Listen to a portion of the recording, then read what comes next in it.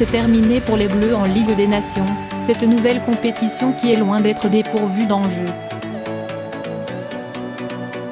L'équipe de France ne disputera pas les phases finales au mois de juin, les Pays-Bas ayant obtenu la place qualificative en accrochant l'Allemagne, 2-2, en toute fin de match ce lundi 19 novembre à Gelsenkirchen.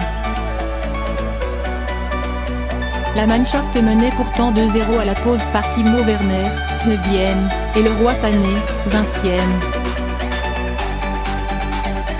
Des buts à retrouver en vidéo ci-dessous. Mais les Néerlandais sont revenus par Quincy Promes, 85, et Virgil van Dijk, 90e plus 1. Ils disputeront le tournoi final du 5 au 9 juin, pour lequel se sont qualifiés le pays hôte, la Suisse et l'Angleterre, et dont le tirage au sort est prévu le 3 décembre. Au classement final, les Pays-Bas comptent 7 points comme les Français, mais devancent les Bleus sur l'ensemble de leurs 2 rencontres, 2-1 à l'aller pour la France, 2-0 au retour pour les Pays-Bas. Les Oranges joueront donc le tournoi final de cette nouvelle compétition en juin au Portugal, avec le Portugal, l'Angleterre et la Suisse. Didier Deschamps et ses hommes les regarderont à la télévision. L'Allemagne, elle, paye la réticence de son sélectionneur Joachim Löw à renouveler les cadres en septembre et octobre, et termine dernière du groupe avec 2 points. Elle jouera la prochaine Ligue des Nations dans le groupe B. Cette jeune équipe néerlandaise mise en place depuis quelques mois par le sélectionneur Ronald Koeman recueille les fruits de son audace et de son enthousiasme, mais aussi de sa patience.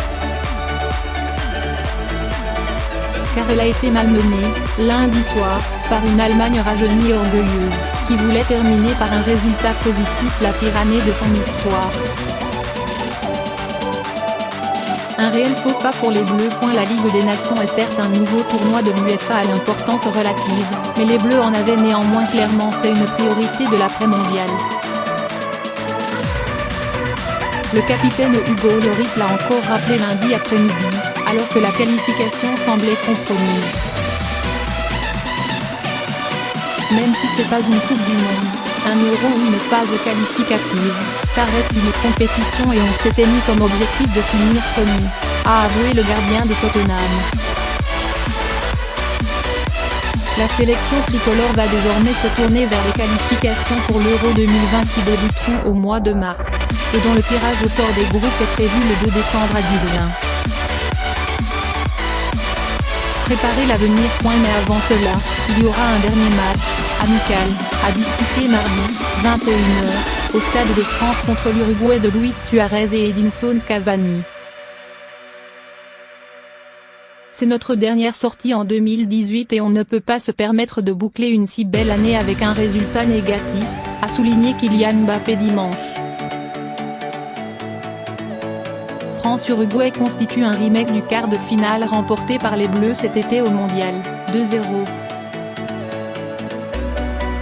Mais Suarez, l'attaquant du FC Barcelone, n'y voit pas matière à revanche pour la Céleste. Ce sont 2 matchs complètement différents. Mardi c'est un amical où il faut juste profiter et essayer d'offrir un bon spectacle, a déclaré l'ancien buteur de Liverpool. Une victoire au Stade de France est dans les cordes de l'Uruguay.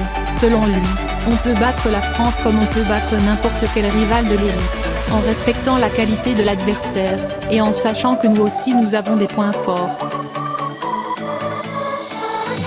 Parmi ces points forts figure Edinson Cavani. L'attaquant du Paris SG, porté sur blessure lors du choc en Coupe du Monde, est attendu mardi sur la pelouse de Saint-Denis.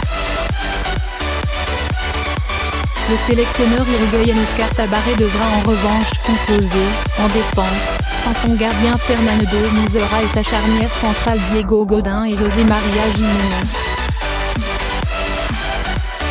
Du côté des Bleus, Deschamps pourrait profiter de cette rencontre sans enjeu, où 6 changements sont permis en cours de match, pour offrir une première sélection au latéral gauche lyonnais Ferland Mendy et à l'attaquant de Mönchengladbach Alassane Plea. Et donner un peu plus de temps de jeu au prometteur milieu de l'OL Tanguy Ndombele.